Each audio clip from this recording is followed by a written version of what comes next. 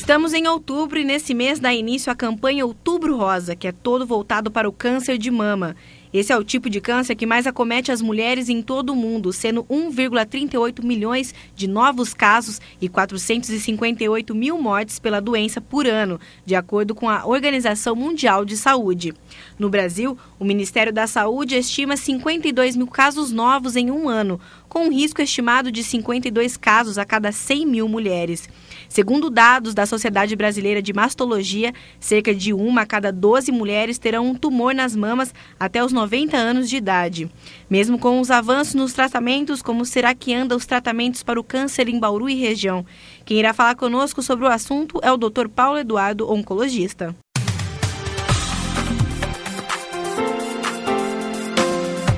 Eu gostaria de agradecer a presença do Dr. Paulo Eduardo aqui no nosso estúdio. Ele que aceitou o convite vai poder nos orientar, passar informações importantíssimas acerca desse assunto. Já para começar, doutor, estamos passando aí pelo Outubro Rosa, câncer de mama. Como que está sendo hoje o tratamento, como está sendo hoje a busca ativa, como o serviço do SUS hoje se prepara para atender essa paciente com câncer de mama? Agradeço uma vez mais o convite, é com muito prazer que estamos aqui. Esperamos compartilhar a nossa experiência, nosso conhecimento. O câncer de mama é o grande desafio na oncologia. Ele é o câncer com maior incidência na mulher. Depois do câncer de pele, ele é o que tem maior incidência, ainda uma alta mortalidade, e se constitui um desafio tanto na medicina pública quanto na medicina privada. Do ponto de vista da medicina pública, Bauru está privilegiado sob diversos aspectos. E na região também. Há um serviço público denominado UNACOM, no Hospital Estadual, que permite um tratamento bastante adequado em relação ao câncer de mama. A prevenção pode ser feita pela Prefeitura, é uma vocação natural da Prefeitura, e existe o Serviço de Orientação e Prevenção do Câncer, onde pode ser feita mamografia, tem também os mastologistas que lá atendem. Então, sob esse aspecto, Bauru se encontra, comparativamente a outras regiões do estado, e principalmente do Brasil, se encontra de forma privilegiada. Certo. Quantos tipos de câncer de mama existem, doutor? É importante que se diga, não é um tipo único de câncer. O câncer de mama são vários subtipos. Todas as células, todos os tecidos que compõem a mama são suscetíveis de desenvolver um câncer. O mais comum dele é o ductal, que é relacionado à questão da glândula mamária propriamente dita. Mas tem o medular, tem o lobular e outros. De qualquer forma, é importante para que o médico saiba como orientar o tratamento, um diagnóstico preciso do câncer de mama, do seu subtipo. E isso só é possível com uma biópsia. Uma biópsia que pode ser feita tanto por agulha, fina ou grossa, ou por retirada de um segmento da mama. Com isso, nós vamos saber o subtipo e aí o melhor tratamento. E também outros exames nesse momento em que se tem um diagnóstico para saber a extensão da doença ao diagnóstico. É um termo que nós usamos chamado estadiamento. A partir do estadiamento se tem qual é o melhor tratamento. E isso, é importante que se diga, é uma premissa, é uma referência universal, que serve para qualquer lugar no mundo. Então o tratamento oncológico hoje passa por diretrizes e parâmetros que igualam os serviços.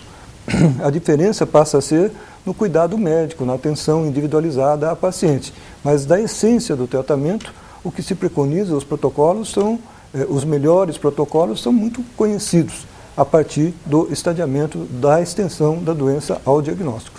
Certo. Existem alguns fatores de risco para esse tipo de tumor, doutor? Sim, com certeza. Assim como os demais cânceres, um dos principais fatores são os fatores ambientais, externos, né, que são relacionados a comportamento. Por exemplo, é sabido que o álcool facilita o câncer, não só de mama, mas de vários outros tecidos do corpo. Há uma controvérsia se o cigarro também está relacionado, existem trabalhos que mostram essa evidência, outros trabalhos que contestam. De qualquer forma, o cigarro é nocivo para o corpo, porque é a principal causa de câncer de pulmão. Também é fundamental a questão relacionada à alimentação. Quando você ingere muita gordura animal, isso é um fator de predisposição ao câncer, principalmente quando aliado à falta de fibras. Então, é um fator de risco importante em relação a isso. é a própria obesidade, né? Principalmente na pós-menopausa, depois que a mulher para de menstruar. Outros fatores de riscos é relacionado aos hormônios. Por exemplo, a mulher que tem uma menarca, uma menstruação muito precoce, antes dos 12 anos, ela constitui um fator de risco. E também no outro espectro da questão dos hormônios, na questão menstrual, a mulher que tem a menopausa após os 55 anos também é um fator de risco. Existe muita controvérsia hoje sobre a pílula anticoncepcional. Por algum tempo, muitos trabalhos mostravam que sim, ela era um fator predisponente. Trabalhos mais detalhados e mais recentes mostram que a exposição prolongada é um fator que pode levar. Então é importante que haja alguns períodos de, aspas, descansa no uso dos contraceptivos, né?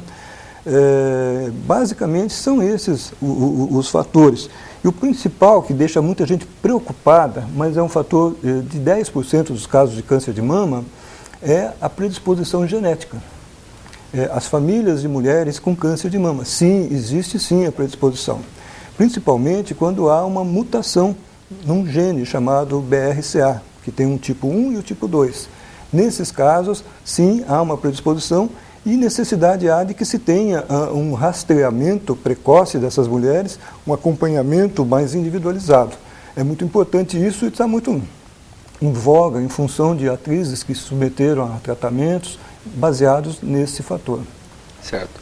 Ô Paulo, a gente sabe que o câncer, quando feito o diagnóstico precocemente, é mais fácil tratar, mais fácil curar, menos mutilante. Quais são os sinais e sintomas que aquela paciente que está lá nos assistindo pode ter e realmente procurar o mais precocemente o médico? Importantíssimo. Quem melhor conhece a sua mama senão você mesmo? Olhando no espelho, palpando. Qualquer enduração, ou mesmo um nódulo, um caroço, é sinal de alerta e deve-se procurar o médico. Uma dor persistente que não está relacionada com a menstruação, lembrando que no período pré-menstrual sempre há um entumecimento, a mama fica mais volumosa e tudo mais, não é o melhor momento para se fazer qualquer diagnóstico, qualquer exame. Após a menstruação, esse é o melhor exemplo para se examinar a mama. E o que é importante?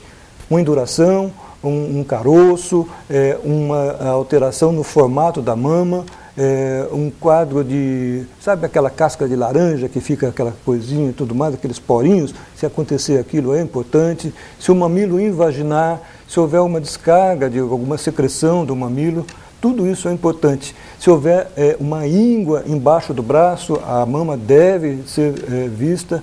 Então é muito importante que a mulher conheça o seu corpo, relacione as alterações à fase do período menstrual e também, principalmente, frequente um médico de confiança. Paulo, você falou logo no início a respeito da biópsia que vai dar até o estadiamento.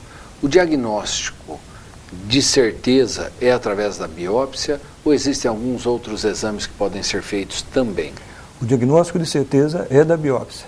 O que se tem hoje, e é um grande avanço, é os subtipos de câncer em diversos formatos, em diversas classificações. Hoje você tem, por exemplo, um perfil genômico do câncer, as alterações genéticas que levaram a este câncer. Isso se torna importante no momento do tratamento. Hoje se otimiza os tratamentos a partir do perfil.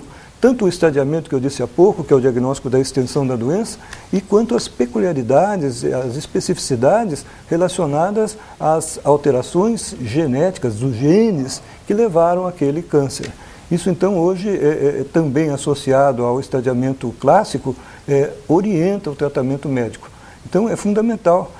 Em função também da individualização da paciente. Numa família que teve muitas histórias de câncer de mama e outros, deve ser feito sim uma avaliação quanto ao perfil gênico dela, investigar-se alguns genes, né? E se houver de fato a mutação, a perspectiva de tratamento é totalmente diferente quando relacionado a um câncer que não tem essa causa que seja genética. Então, é muito importante a biópsia e depois as diversas classificações para orientar o tratamento. Paulo, a partir de que idade a mulher deve se preocupar e começar a fazer uma prevenção? Um autoexame, algum outro tipo de exame que não esse, já para estadiar? e até mesmo a mamografia. A partir de que idade é importante? Há uma controvérsia na literatura médica em relação à melhor idade. Mas do ponto de vista do autoexame, num país como o nosso, onde há o acesso ao tratamento e a cultura da pessoa que não leva a uma frequência ao médico periodicamente, frequentar os médicos, mesmo que não sinta nada, então o autoexame passa a realmente ser importante. No sentido de qualquer detecção, qualquer alteração como essas que eu referi há pouco, deve levar a mulher ao médico. E a partir daí o médico individualiza os exames e tudo mais. Do ponto de vista de rastreamento, do ponto de vista de detecção precoce da doença, aí existe uma controvérsia entre as diretrizes americanas e as diretrizes brasileiras, né? Então é fundamental que a gente saiba que há necessidade de fazer.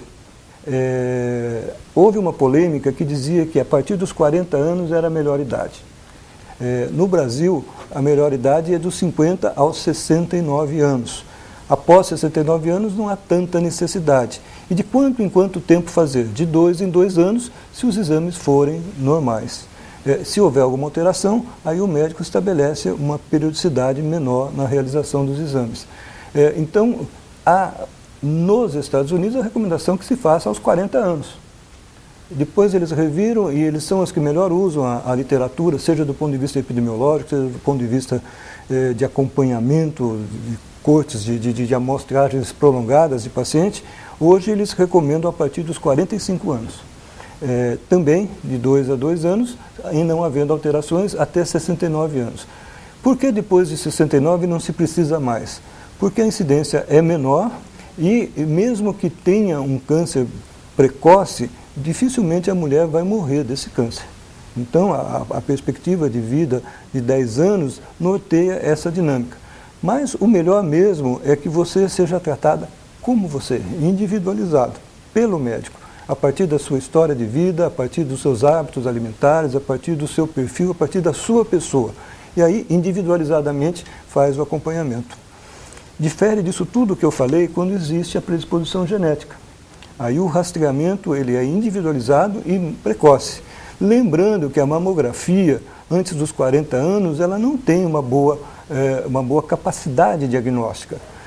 Pelo que a mama representa, pelas glândulas que ainda estão em atividade. Então, um diagnóstico pela mamografia nem sempre é possível antes dos 40 anos de idade. Se associa ao ultrassom, hoje também a ressonância já se coloca como uma alternativa, mas a mamografia então fica reservado para 40 anos, ou 45, ou 50 anos, conforme as diretrizes. De qualquer forma, como há essa controvérsia, o melhor mesmo é que você tenha o seu ginecologista, o seu mastologista ou até o seu oncologista para fazer a individualização do segmento. No caso da predisposição genética, antecede, os exames são bem anteriores e depende do perfil da família e depende de uma série de outros contextos. Paulo, você falou também há pouco que o câncer mais comum é o câncer de pele. E o câncer de mama vem na sequência, certo? Sim. A detecção precoce hoje eu acho que é muito mais feita do que era antigamente. Mas, felizmente, a gente não vê tantas mulheres hoje morrer como eram antigamente. Não sei se o tratamento está sendo um tratamento mais eficaz, se está se fazendo um diagnóstico mais precoce, mas a gente não escuta falar como escutava antigamente da morte pelo câncer de mama. O que realmente está acontecendo? De fato, é exatamente isso que você falou.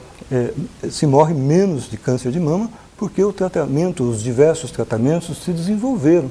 Não são tão mais agressivos quanto antes, não são tão mutilantes quanto antes. A cirurgia, por exemplo. No começo da mastectomia, da retirada da mama, se retirava todos os músculos, ficava ali a costela e é o gradil costal que a gente chama. Hoje já se faz a quadrantectomia, que é a retirada de um quadrante afetado, dependendo do tamanho do nódulo, né?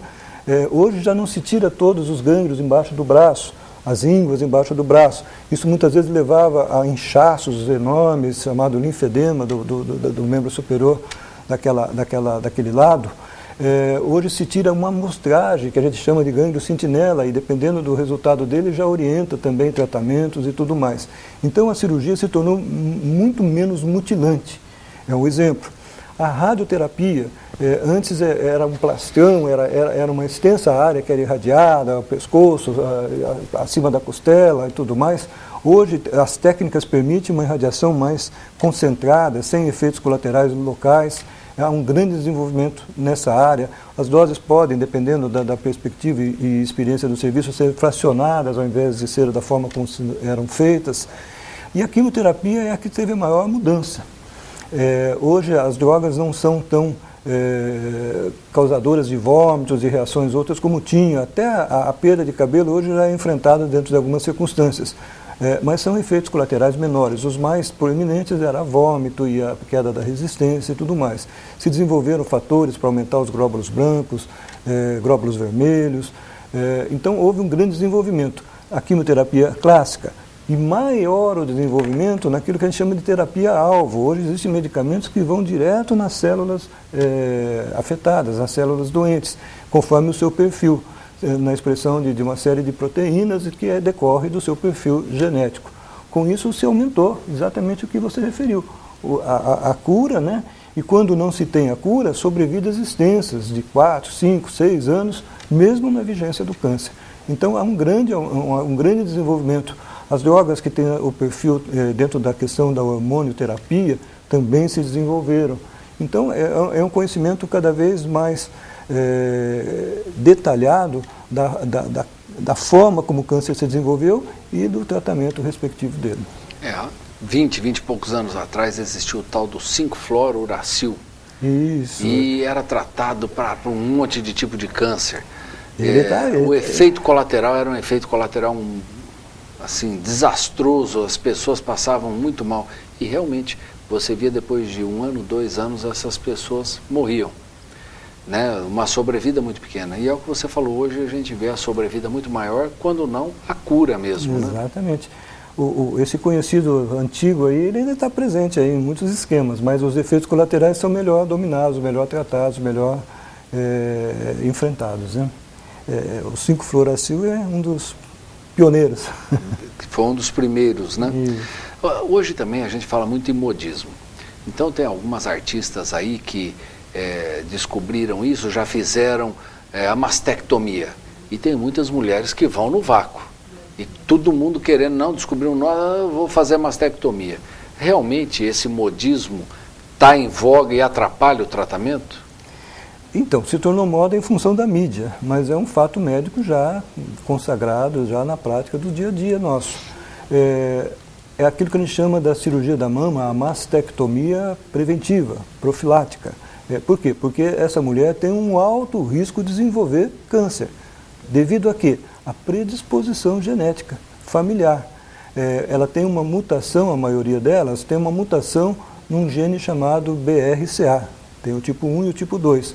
Quando existe essa mutação, quando a mãe teve, a avó teve e familiares de primeira linha tiveram, a chance dessa mulher vir a ter um câncer de mama é muito grande.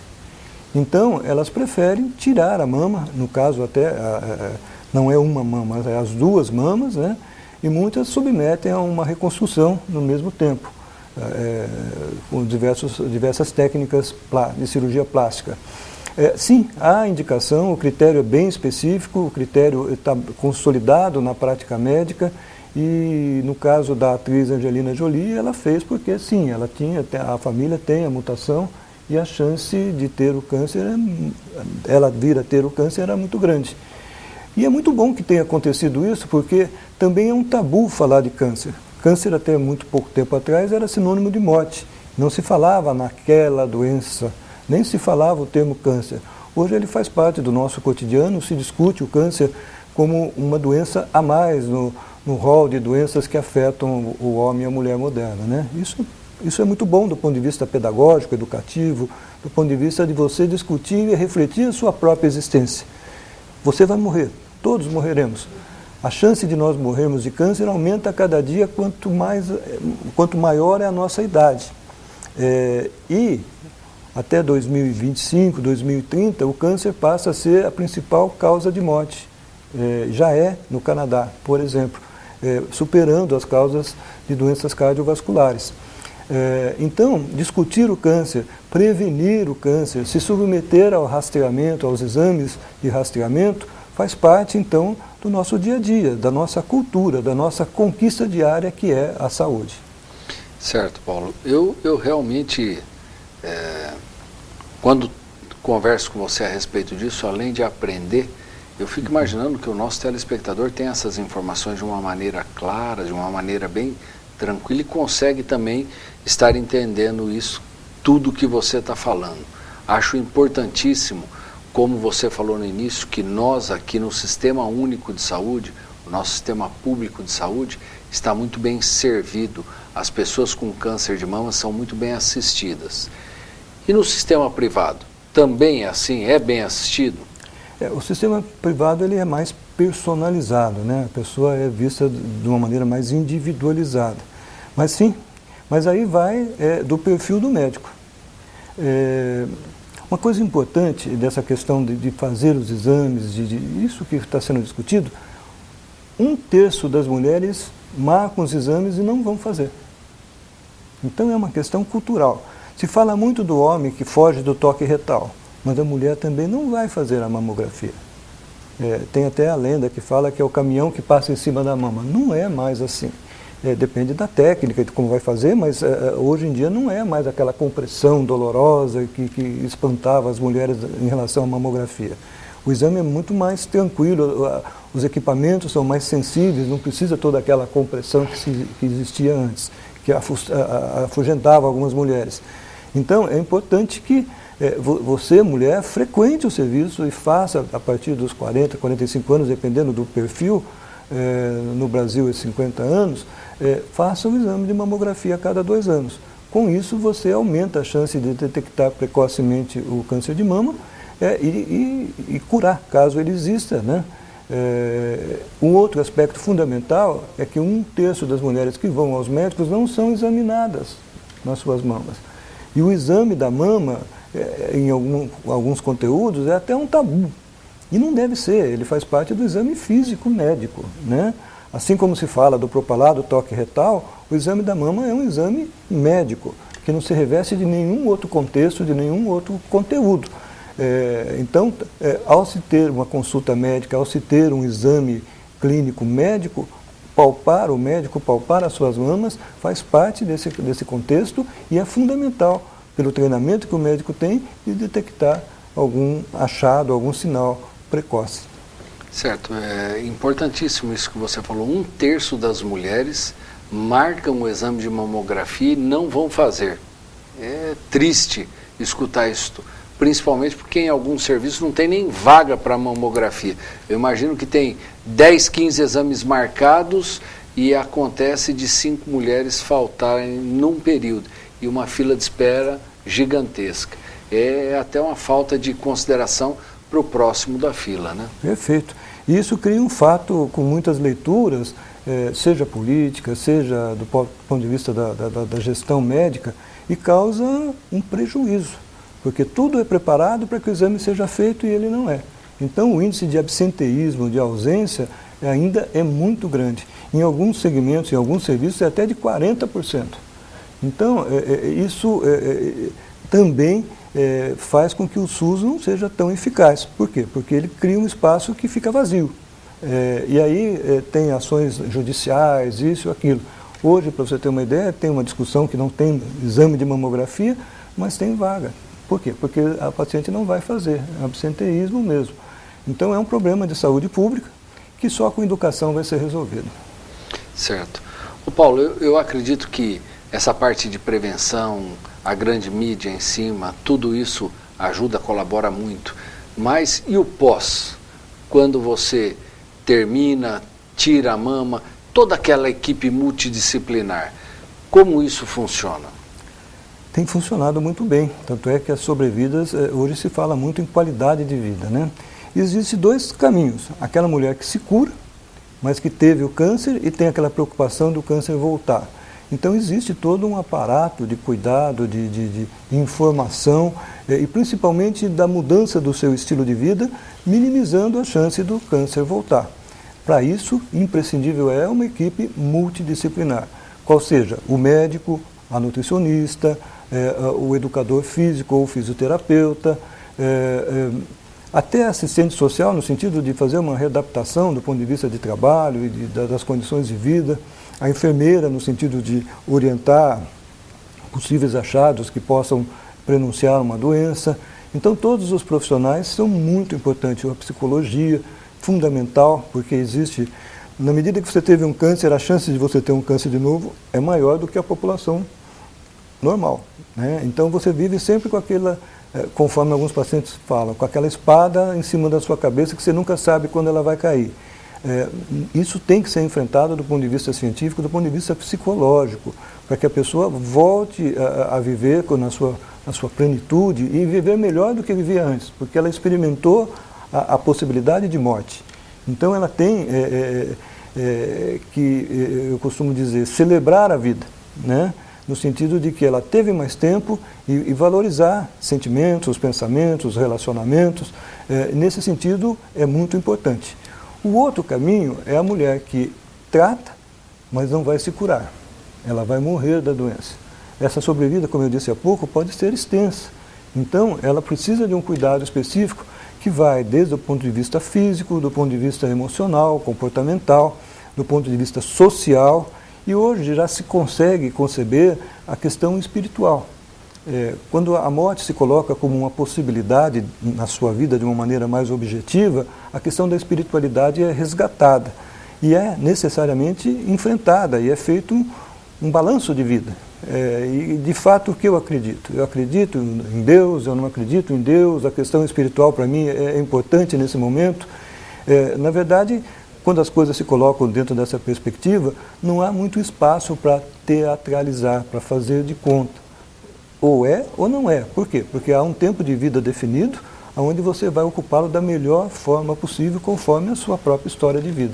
Então é um momento importante da medicina que se renovou dentro da perspectiva dos cuidados paliativos, para que ofereça essa sobrevida de maneira digna, de maneira qualitativamente melhor, muitas vezes, do que era.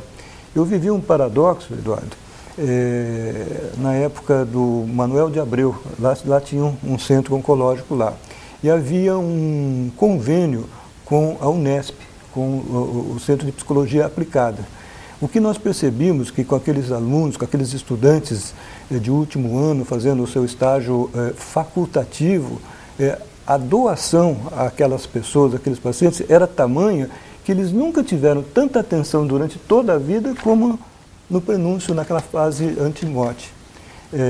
E era extremamente gratificante, isso se tornou um livro, inclusive, publicado e tal, ver o quanto as pessoas se renovavam e morriam, né? Então, esses momentos são momentos de extrema nobreza do cuidar do outro.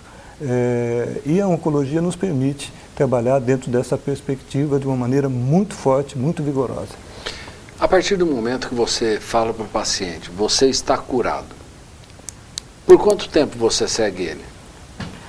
Arbitrariamente, por 5 anos. É uma questão mais paradigmática, uma questão quase que dogmática.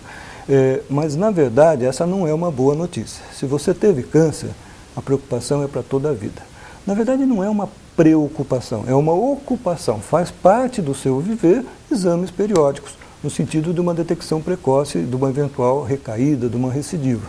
Por quê? Porque a predisposição àquele contexto se fez presente uma vez na vida. Ficando claro que foi uma alimentação inadequada, assim como quando você come muita gordura e falta fibra na sua dieta, quando você tem jejuns prolongados, você fuma, você bebe, você tem uma alta predisposição a câncer. E você teve um câncer. Qual o nosso desafio? Mudar o seu estilo de vida.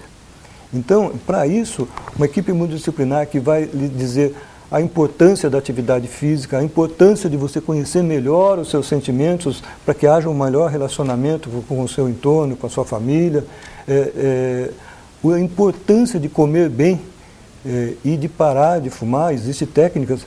O tabagismo é uma doença mortal. Ela não é só um prazer, um vício, é uma doença mortal que mata e mata muito. Então, ela deve ser enfrentada como doença. E a medicina e a psicologia tem muito o que oferecer em relação a isso. Só para você ter uma ideia, se você comer adequadamente e tiver atividade física, você diminui em 30% a 40% a chance de ter um câncer. É muito alta a possibilidade. E quem é que faz isso? Nós não aprendemos a comer na escola. Nós não aprendemos em lugar nenhum. Nós aprendemos pela a imitação dos nossos pais e pela mídia. Aquilo que nos oferece, aquilo vai. Então falta a nós brasileiros uma educação nutricional. Atividade física. Quantas vezes a gente, há tempos atrás, agora estou mais na especialidade, ia lá uma família para pedir um atestado para a criança não fazer educação física. Por quê? Porque a educação física é coletivizada, não há uma individualização. O gordo e o magro somos jogados lá e fazem a mesma coisa. Hoje já mudou. Hoje já existe uma maior individualização. O educador físico se apropriou de um conhecimento mais aprofundado. Então, são coisas que têm que mudar e as gerações novas têm que mudar, principalmente a partir da educação pública, né? A educação para a saúde é um conteúdo a ser resgatado do ponto de vista de preparo para a vida. Nós não devemos ser preparados somente para o trabalho, nós devemos ser preparados para viver saudavelmente. Legal. Paulo, eu acho que você falou aí de uma maneira bastante clara, o telespectador entendeu, tenho certeza que as suas informações vai ajudar no dia a dia, mas mesmo assim, acerca especificamente do câncer de mama, deixa uma mensagem para o nosso telespectador. Outubro Rosa. Por que não tornar a vida rosa? Né? Ela pode ser cinza para muitos, ela pode ter colorações. Você escolhe a cor com que você quer pintar o seu quadro da vida. O câncer de mama representou por muito tempo um estigma, um desafio, um medo coletivo. Ele ainda é. A necessidade de superar isso, a necessidade de encará-lo como uma doença que deve ser prevenida sistematicamente, porque ela é muito importante, porque pode significar até a perda da vida. Mas hoje, mais mulheres vivem do que morrem com câncer de mama em função da precocidade do diagnóstico. Daí a importância, o compromisso seu consigo própria, no sentido de fazer os exames periódicos, no sentido de não fugir da sua saúde, da preservação da sua saúde. Escolher um bom serviço médico, e hoje existem esses bons serviços, ter um médico da sua confiança que vai acompanhá-la por toda a vida e fazer frequentemente, periodicamente, os exames, não só para câncer de mama, mas também para o colo de útero, também para outras situações que variam conforme a sua idade. Então, mais do que nunca, fica a recomendação, que não deve se lembrar do câncer de mama só em outubro. Ele faz parte do conteúdo de vida sua, onde você vai enfrentar a possibilidade que você possa vir a ter. Como? Frequentando o médico, fazendo o autoexame após a menstruação e depois dos 40 anos, conforme o perfil do seu médico, que ele acredite em termos das diretrizes, fazer as mamografias. Então, a responsabilidade não é só do médico, é principalmente sua mulher. Eu gostaria mais uma vez de agradecer a presença do Paulo aqui no nosso estúdio. Mais uma vez, pedir a vocês que realmente transmitam esse conhecimento aos seus familiares, vizinhos, da importância da prevenção de um câncer de mama. A vocês que nos assistiram, muito obrigado. E fica aqui o convite para que na semana que vem estejamos juntos aqui para mais um Prevê Saúde. Tchau.